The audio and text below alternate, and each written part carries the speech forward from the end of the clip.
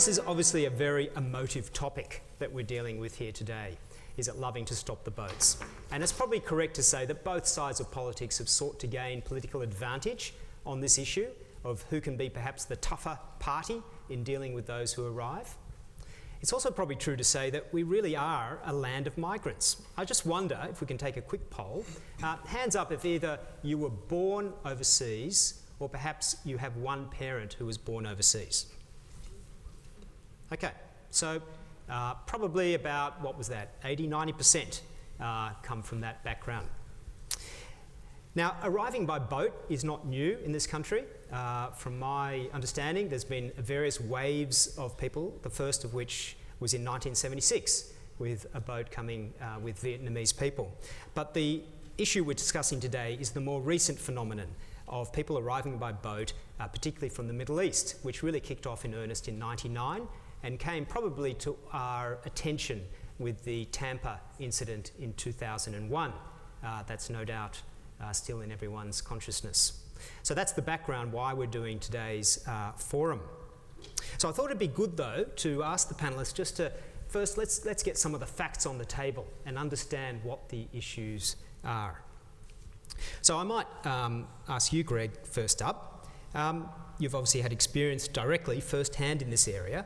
Can you give us a sense for the numbers that we're talking about? You know, how many people are arriving by boat? Yeah, it's fluctuated substantially since 2001, but certainly under the Labor government in the last few years, 2009 and 10 were the biggest years, massive expansion, and we're talking between 10 and 15,000 on average over that kind of period. So I guess the way I would look at it is to say in this latest wave, so since about 2008-9, so since the Labor government was elected, I'd say it's about 35,000 people who in total over that period. And what about that period from 99 to sort of 08, 09? A fair bit less. I'm actually not sure what the figures you'd put on that wave would be on the Howard years. Yeah.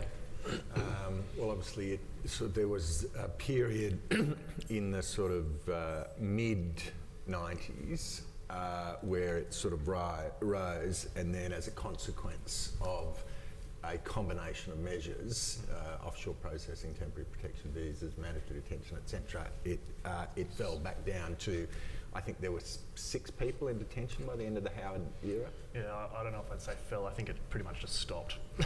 Right. Just bang. Okay. It was actually amazing to do. It was just stopped. And of those who seek asylum, and maybe Katie, I might address this question to you, what's the success rate, so to speak? How many actually do settle in Australia?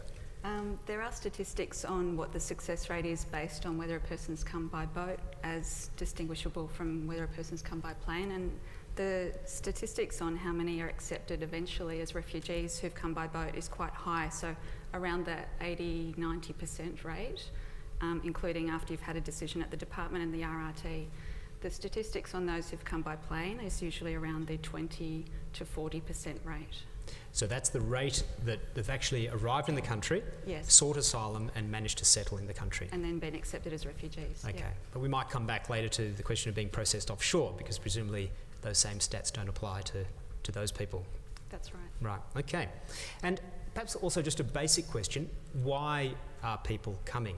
Is it because they're fleeing persecution, or is it out of economic necessity? What's your experience? Again, I might turn to you two, having sort of the hands-on experience. So, Katie. Well, I guess, again, I'd point to the evidence in relation to the rate at which the RRT remits a matter to the Department of Immigration for a decision that the person has been found to be a refugee. So the 90% rate would indicate that most people who come by boat are doing so because they flee persecution and are genuine refugees. And what's the nature of that persecution? What is it due to? Well, at the moment, we're seeing a lot of source countries being Afghanistan. So, for example, fleeing the Taliban, who want to harm you for no reason that you have any control over because it's your race. For example, if you're Hazara, the Taliban would want to kill you based only on the fact that you are Hazara race, which is not something you can do anything about. Yep. Sri Lanka is another country, Iran's another country. Christian converts in Iran suffer serious harm if they are open about their faith over there. So those are some examples of the common source countries, and then I think following on from that, your question about what transit countries they go through. Well, it'd be good to know, because we obviously hear the last leg. They've come out of Indonesia, particularly come to Australia. But yeah, just enlighten us as to what is the process for someone, the typical Middle Eastern person. How do they actually make it onto a boat, and how do they come here? They've typically come through transit countries like Indonesia or Malaysia, which are not signatories to the convention, so it's not possible to stay there and be recognised as a refugee there. Some of them have been able to register with UNHCR. Most of them have tried but have not been successful in registering with UNHCR in those countries because it's not possible for every person. Some have found conditions just intolerable there. They haven't been able to send their children to school. They've been living in poverty. They haven't been able to meet with those processes that they would be able to do so if they were in another country like Australia. And how do they make it from, say, Afghanistan to Indonesia? From Afghanistan to Indonesia, crossing borders illegally. Just, right. Yeah. Some fly. So a lot of Iranian, Iraqi, Kurdish, and including Afghans who've crossed the border into, say, Pakistan fly either by Dubai or into Kuala Lumpur on false documentations provided by a people smuggler, and they're usually paying an official to get out the airport, that kind of thing as well. And then from Malaysia, they often travel by ferry into other parts of the Indonesian archipelago. Yeah. So there may be two payments, one to get out of their home country and another in Indonesia to secure passage. It's usually the services of one, if you like, multinational people smuggling operation. It's organised crime, effectively, and they've got fingers all over the place. Right. Okay, well, we'll come back to that issue too. Now, this topic, as I said at the outset, is very emotive, and there are lots of sort of perhaps misconceptions that we might need to address. I'd like to perhaps address some of those first, and then we'll get to perhaps what are the underlying issues at stake here. Ross, from your perspective, do you see that these people coming are sort of, in a sense, seeking advantage over others? Are they queue jumpers? Well, I'm the sort of red Simon meme judge, you know, on the panel. Well, we always need one. And, you know, I don't, it's not my argument that there is not examples of shocking persecution taking place in the world. In fact, throughout the history of the human race, the exception has been peace, tolerance, and sort of mutual respect. And I mean, the UN High Commissioner identifies about 14 million identified refugees and about another 24 million internally displaced people. And so one of the questions I naturally have to ask myself, or which I think policymakers have to ask, is, well, what's the consequence of a policy position in relation to this macro story? And if we are going to say that, you know, if a man asks for your tunic, give him your cloak as well, I mean, are we going to say that the whole of the Qantas fleet should just be sent every week to Afghanistan, to Iraq, and just bringing back boatloads and boatloads and boatloads of people who would all say, if given the option, sure, I want to live in Australia. And look, the truth of the human story is that our success is our unbelievable ability to adapt to different circumstances and to populate the entire Earth, you know, with the exception of the two poles. We've probably still got someone down at, you know, Scott's Hut in the Antarctica, right? But the truth is human beings are, you know, acutely conscious of where the opportunity for a better future is. And that's a very good thing. That's to be encouraged. But are they seeking advantage by coming Sure by they boat? are. Sure they are. But is that a reprehensible thing? I mean, I don't doubt that if I was in their shoes, I would be doing exactly as they are doing. But then what you have to ask yourself is, if the global average of lethal consequences of a policy, the European situation is no different. We're about 1 in 40 uninvited boat arrivals perish at sea. About 1 in 40, whether it's in the Mediterranean, whether it's in the Atlantic, or whether it's in Australia. You'd agree with that figure, would you agree? Sure. Yeah, for sure. Yeah. So what you're really asking yourself is, it's like this exercise is just like is like Russian roulette, except there's 40 chances, only one's got a bullet. And you get all of these lethal consequences, I mean, one of which is, well, number one, you massively encourage the funding and infrastructure building of this global criminal enterprise. Well, we might come back to that. The people smuggling thing's been raised. I just want to sort of get on the table, though. Is there a queue? This is sort of a popular conception, and are these people jumping this queue? So Katie, what do you think on that? It's a myth that there is a global chronological queue that operates in the order of 1 to the end of the number, where people are resettled on the basis of chronology. The UNHCR operates on the basis of need, so someone who comes to that queue most recently but represents the most acute need may be resettled before someone waiting their turn. Also, I think it's a myth that most people in the world want to be in Australia. Most of our clients don't want to be in Australia, they want to be in their home country, but it's not possible for them to be in their home country, and that's why they've come. Similarly, most of those people in the huge numbers that we see would prefer to go home, and the UNHCR voluntary assists millions and millions of those people return home every year. Okay. So that's a couple of, I guess... So you don't see that someone coming by boat through a people smuggler is necessarily seeking a spot at the expense of someone who might go through other channels? No, because I think bearing in mind those two perspectives that we see through our clients, and also bearing in mind the way that the queue does operate in our most immediate neighbouring countries, is that there's really no, if it did operate in a functional way that offered permanent protection to people within every person's lifetime, then that would be a fair thing to expect someone to do. But I think when there's no actual system in place for how a person is going to access permanent protection within any of our immediate neighbours, I think it's a myth to say that there's anything representing a queue. Okay. Look, the only alternative view I would put to you is that we've got a humanitarian program of about nearly 14,000 people.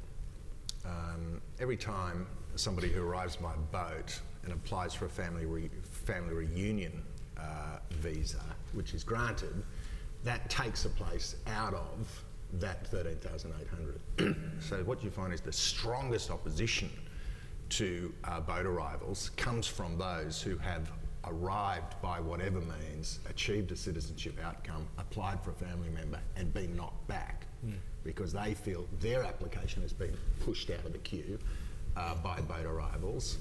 But secondly, you see, I mean, I represented a seat of 100,000 people, about 45,000 of which spoke a language other than English at home. They were overwhelmingly opposed to boat arrivals and overwhelmingly in support of the government's tougher measures. And why do you think that's the case? Because of their failure to achieve positive migration outcomes under the skilled category, because of their inability to reach a very high points threshold in terms of English qualifications, skills, what the economy needed at the time.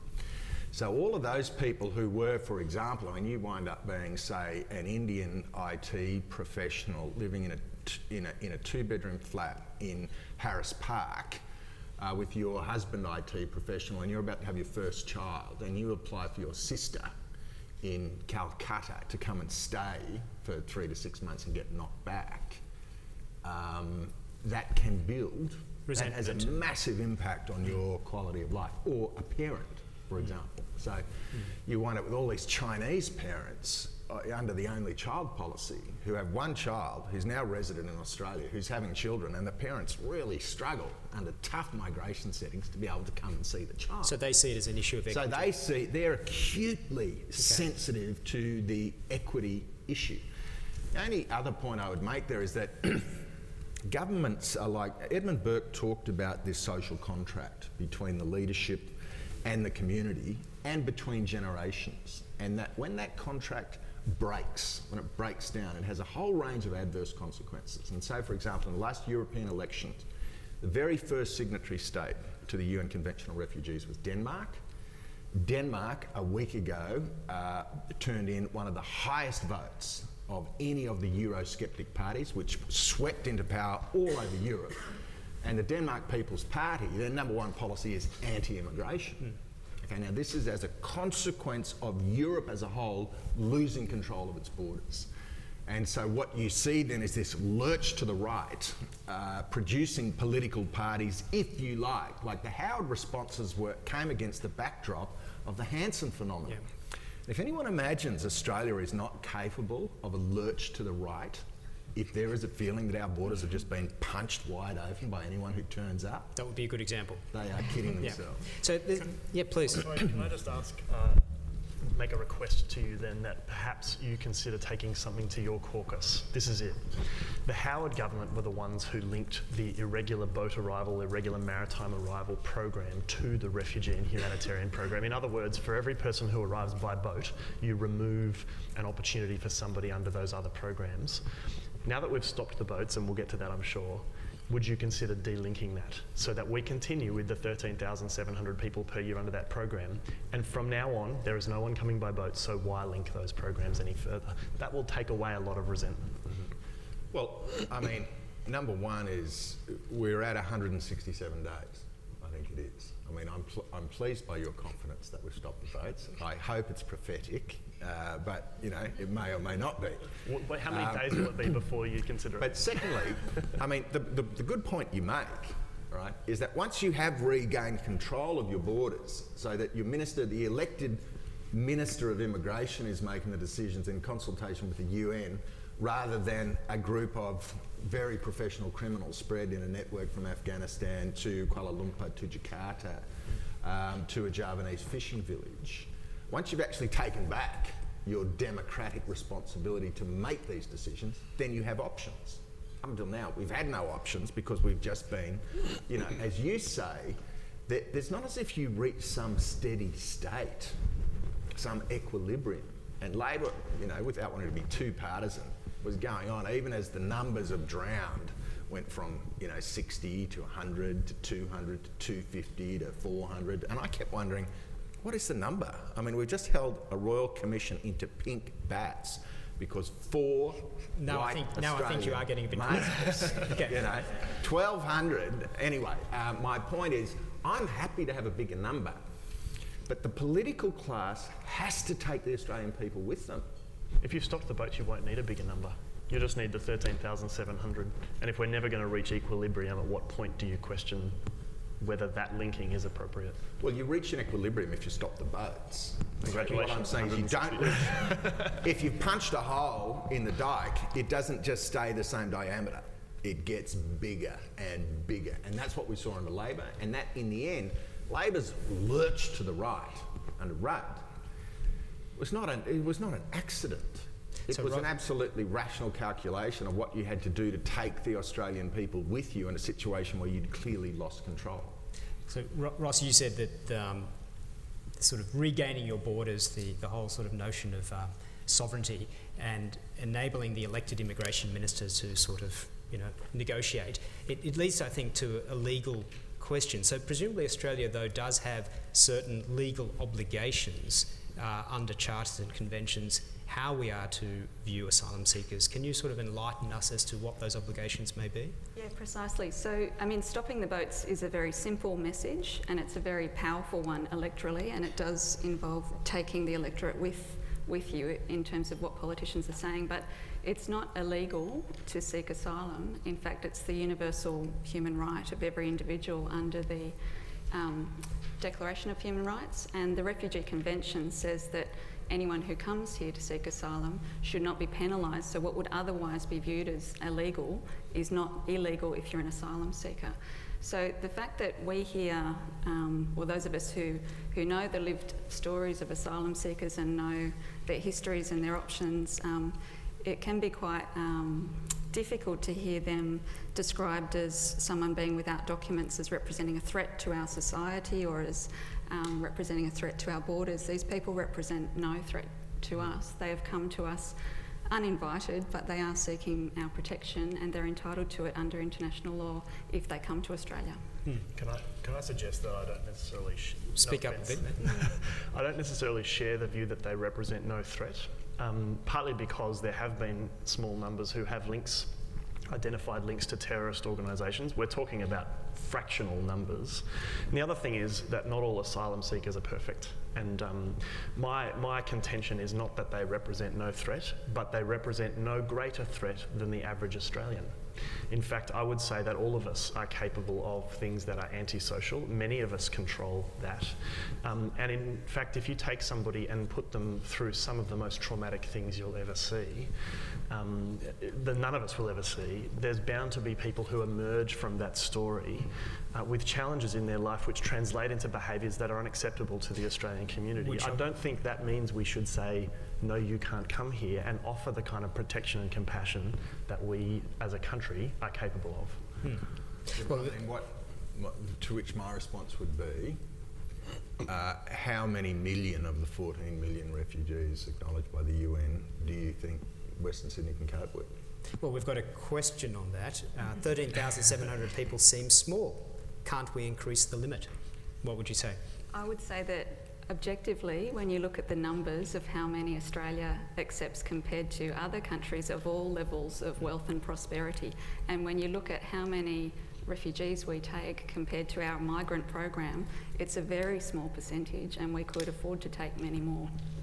And look, point number one, I'm open, very open. I want to see a bigger Australia. I do not want to be in the business of encouraging Australians to be fearful about migrants or about migration. And I'm open to a bigger number.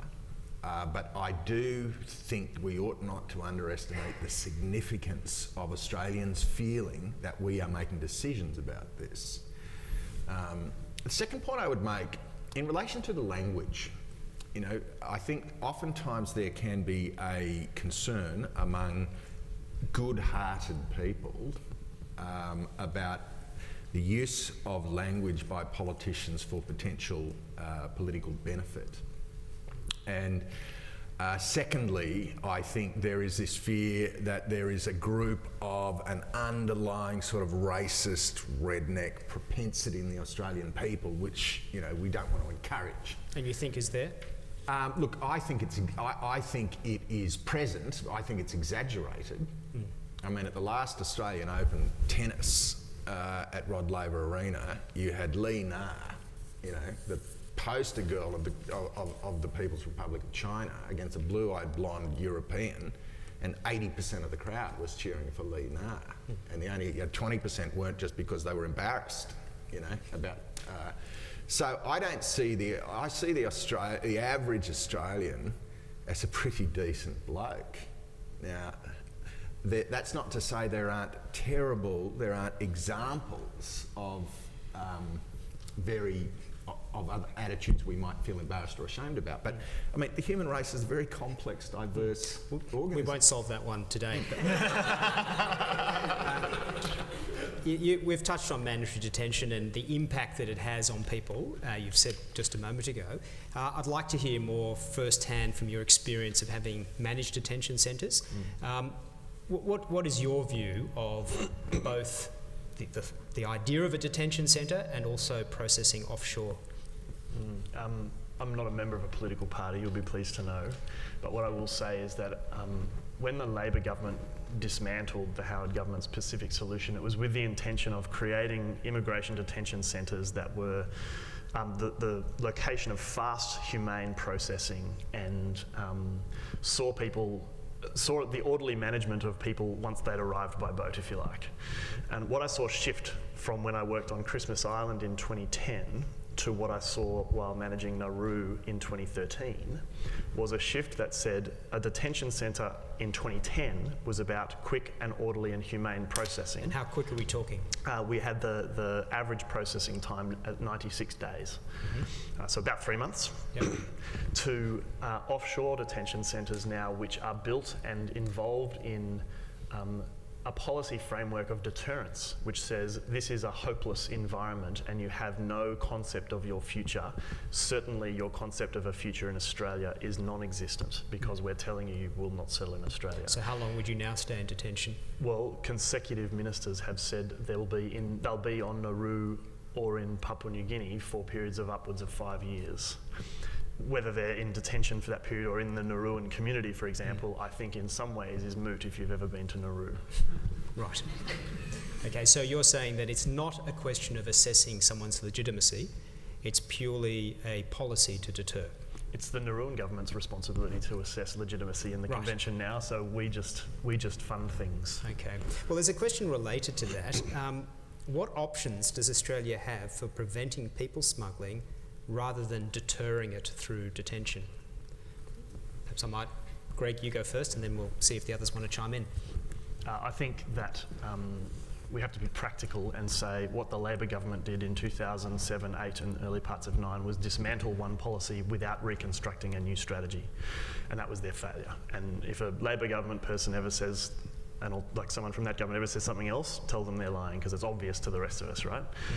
What we have now is the same opportunity. We have this system that seems to have worked at least for the last 167 days. We now need to have a much more targeted approach to people who are displaced, either internally or externally, on the run, but without access to a UNHCR-run refugee camp that you can live in for 30 years. There are a lot of those people. I don't know how many of the 14 million, but I suspect it's quite a few.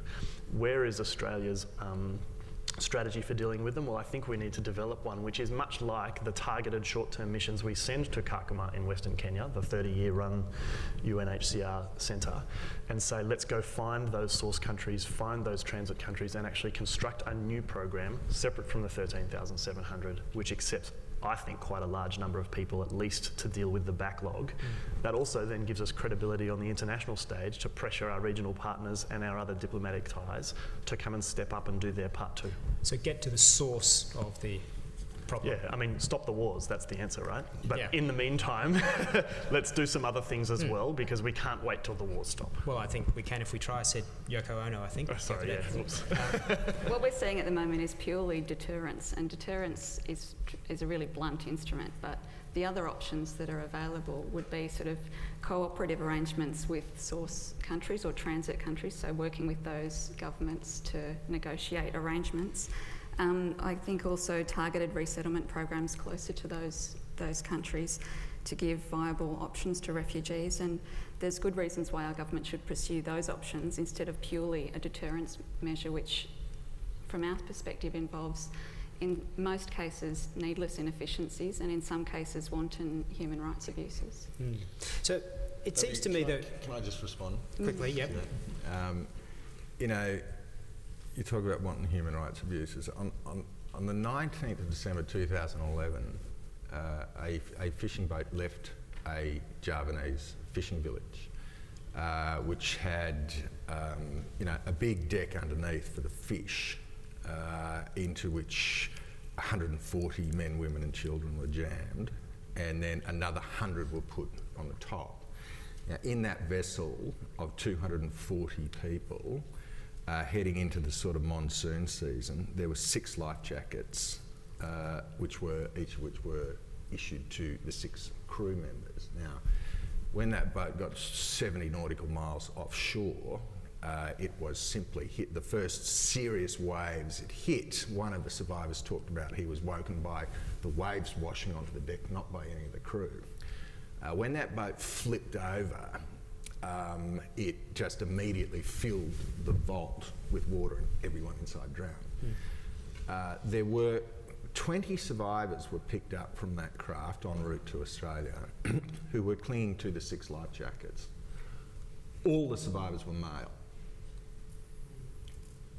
Now, if you want to talk about human rights, you know, you're up to 1,200 dead. So this gets to, I think, this tension that we feel. On the one hand, I think no one wants to deny people a better life. We want to show compassion. This is the City Bible Forum. I think we all would kind of agree to the idea of do unto others as you would have them do unto you. So how do you perhaps reconcile, Ross? I mean, there is a verse from the Old Testament of all places. The Lord defends the cause of the fatherless and the widows and loves the alien, giving him food and clothing. And you are to love those who are aliens, for you yourselves were once aliens in Egypt. So is it loving to stop the boats? Is that how you would see it? Absolutely. without a flicker of hesitation. To stop the drowning. Yes, not just to stop the drowning, but to stop the building of this infrastructure. I mean, when we say it's lawful to apply for asylum, but you've paid a criminal in Afghanistan, you've bribed an official to get out the door, you've paid another official when you've landed in Malaysia, you've paid someone else to look the other way when you cross from Malaysia to Indonesia, you've paid the criminal who bought the boat. This is a criminal enterprise. But now, You said a the minute ago asylum you'd do seekers exactly are the not same the thing. criminals. yeah, but I'm telling you, I would do exactly the same thing without hesitation. Like a So decent isn't guy. that somewhat hypocritical? No. But if I'm the Australian government, I would try to stop me doing it. Now, my family were Cameron Highlanders, dirt poor crofters, all came to Australia when the enclosure movement and the Cheviot sheep made them totally economically redundant. It was an aspirational move. But the same cohort of people, okay, one of the reasons why boat arrivals get 70 to 80% approval is because that was under Labor's policy settings, which was basically tick and flick and give the benefit of the doubt. And the second reason is, I'm not saying that a significant cohort aren't refugees under the terms of the convention, but secondly, because they destroy the documents.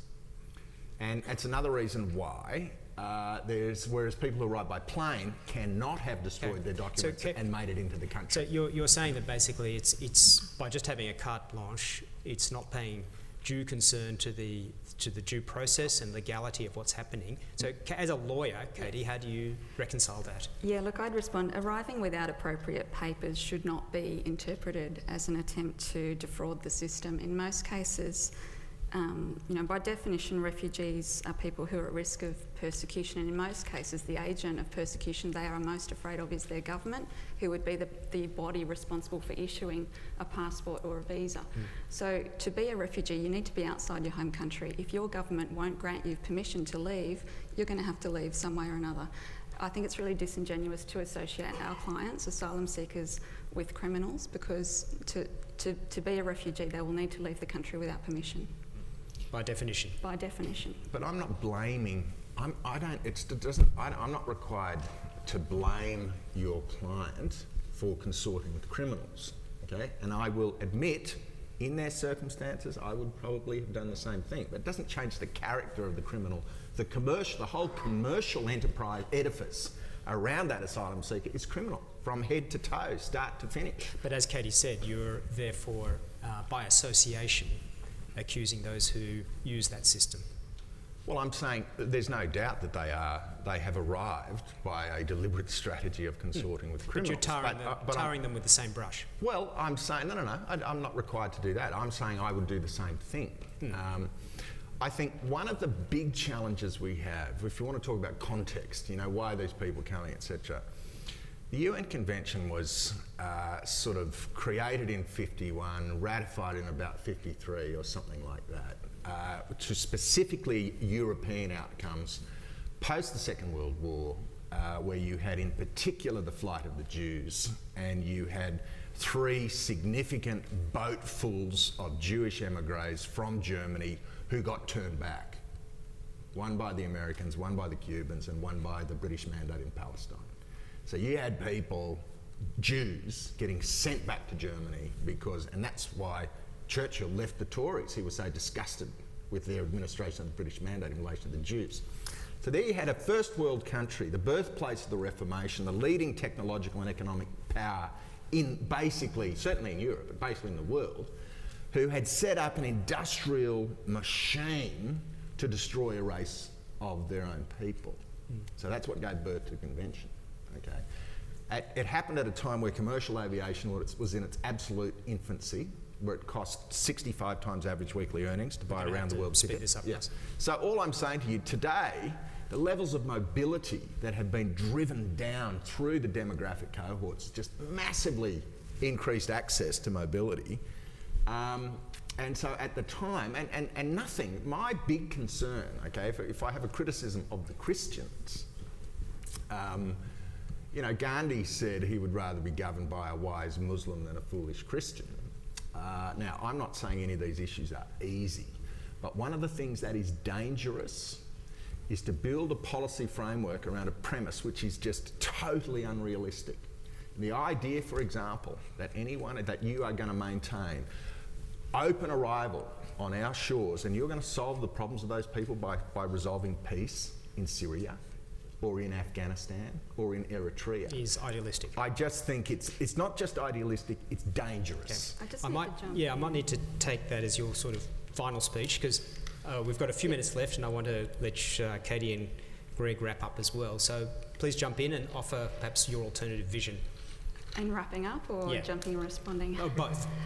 Look, I just wanted to defend the convention. It's not perfect.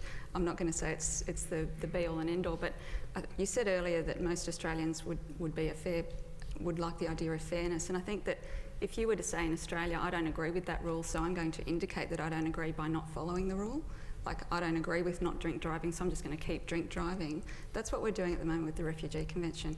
We've already said, yes, we're going to follow the rules, and the rules are we accept asylum seekers, and then we decide, we're compelled to accept asylum seekers, then we voluntarily take people as our part of our resettlement program. We're currently doing it reverse at the moment in terms of we're denying asylum seekers to come to Australia, and I think that that's going against international law, and it's causing us international scorn from other countries in the way that we're doing that. Okay. But in terms of wrapping up, I think the underlying question in all of this is what happens if someone comes here uninvited. If we receive an asylum seeker here, how do we respond to that person? They've broken no laws by coming here. They're fleeing persecution in the majority of cases. What's a decent human response to that person? And I think our answer to that question defines who we are. Right, thank you. And Greg, I might have to end just with your comments. So also, in light of your sort of personal beliefs, how do you respond to some of these tensions that Ross is raising in reconciling whether it's loving to stop the boats? Well, I am a foolish Christian, and thankfully I don't have political leadership aspirations, but what I... Sean, I reckon you're going well. I'm not a member of a political party because I can't decide who to choose. Well, I can help you with that. I bet you can. The Labor Party, never mind. I am a foolish Christian, and I left my job with the department having seen the boat crash in 2010 on Christmas Island and being under no illusion of the danger of boat journeys. Seeing 50 people die on your doorstep does that to you. And I left not because of that, but because of the kind of treatment which we're offering people in Nauru who are vulnerable people.